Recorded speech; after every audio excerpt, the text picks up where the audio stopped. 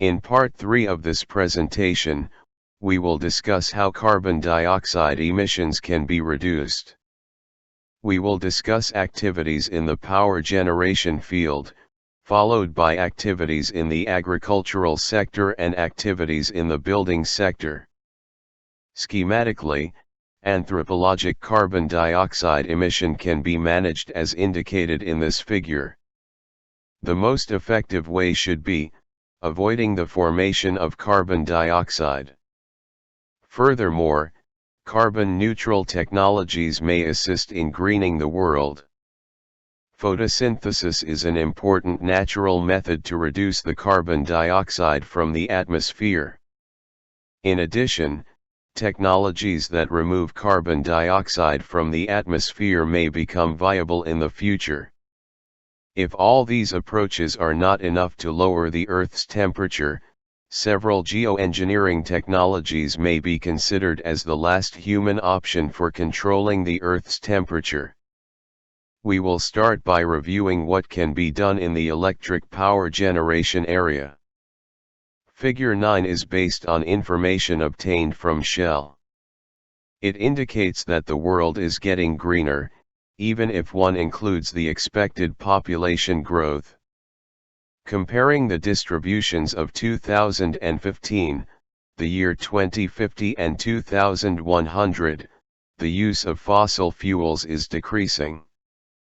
By 2100, the gas, oil and coal contribution is down to 26%, while in 2015, this was 70%, showing great progress, if these projections will happen. Carbon dioxide reduction options related to electrical power generation are indicated in this figure 10.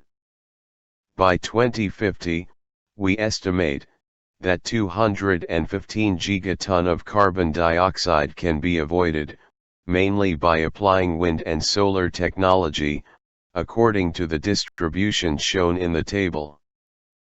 Figure 11 summarized the potential for carbon dioxide reduction in the agriculture sector. This is based on information shown in attached references 21 and 22.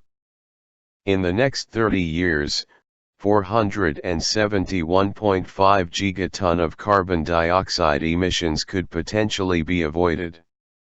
Forestry management, new agriculture technologies, and reducing food waste are the key areas, with the largest impact.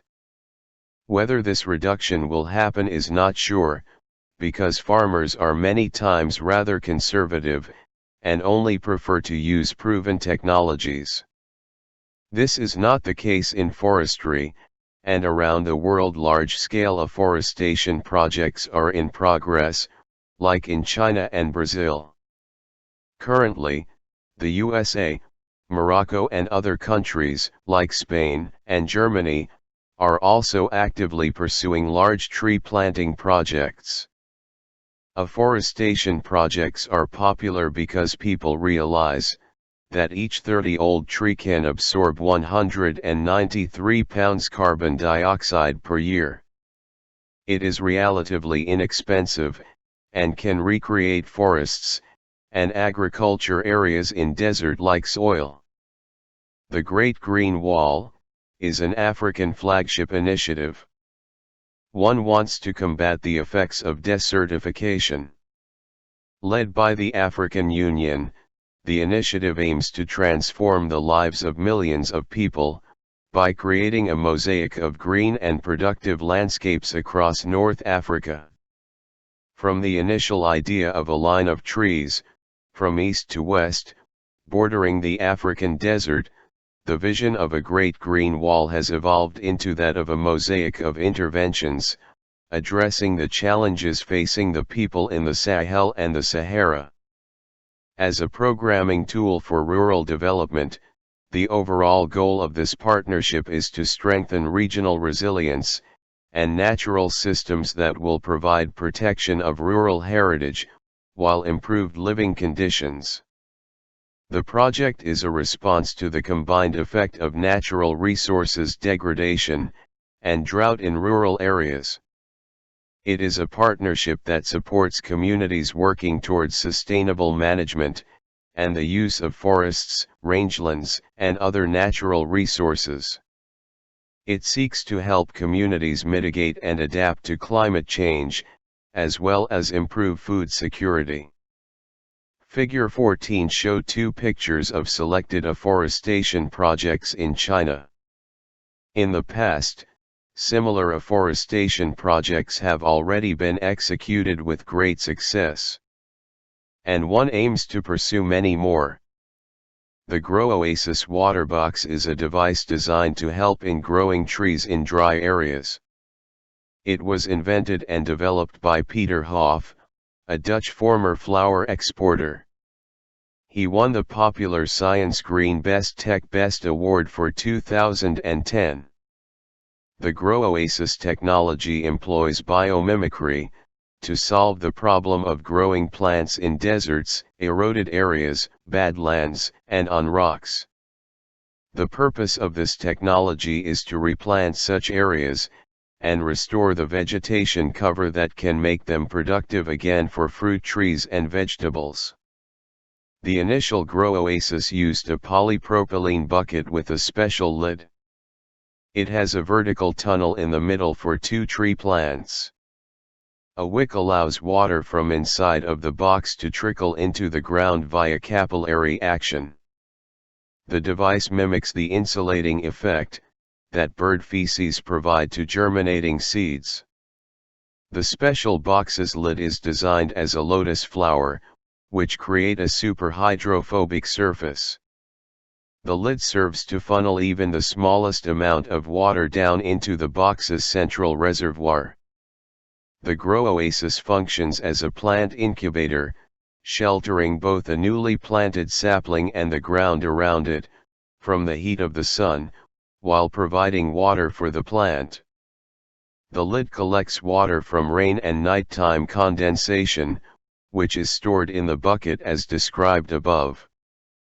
The water-filled reservoir releases small amounts of water, around 50 milliliters per day, into the ground by a wick providing water to the tree, and encourages the tree to develop a root structure. The box acts as a shield for the water in the surrounding ground area, and contained water in the box, then spreads down and out to the growing roots, instead of being drawn to the surface, where it would evaporate. Both temperature and humidity beneath and inside the box are more stable night and day than without the Grow Oasis box. The new Grow Oasis system has been testing for 3 years at the Mohammed Premier University in Morocco. These tests did show that nearly 90% of plants survived with the box, compared to 10% without it. Peter Hoff has recently designed a new system called GrowBox. It uses a recycled paper bucket that does not be removed. The paper bucket itself becomes food for the growing tree, and will be 10 times cheaper than the original polypropylene bucket. This is a picture, selected to show, that in the Brazil Amazon area, one also has planted many more new trees. NASA has recently published this picture of the Earth. It proves that our planet is getting greener. This is a good development, in my opinion. It will help to offset the carbon dioxide emissions by other human activities. The question is, will that be enough, and how many gigatons of carbon dioxide can we avoid by doing this in the future? Examining the list shown on slide 11, we notice that reducing food waste has a reduction potential of 70.5 gigaton. This is an area where we all can try and reduce our personal carbon footprint. It is known that better insulation and double glass windows can help to reduce carbon dioxide emissions from buildings. It has also been estimated that from 2018 till 2050, improved maintenance of air conditioning systems could avoid about 90 gigatons of carbon dioxide during that period. Additional reductions are possible, using for instance district heating, better insulation, and LED lighting. In total, another 54.5 gigaton carbon dioxide emissions could be avoided in the next 30 years. Figure 21 shows a typical example of a building material made from grown bacteria, which can reduce carbon dioxide in the atmosphere.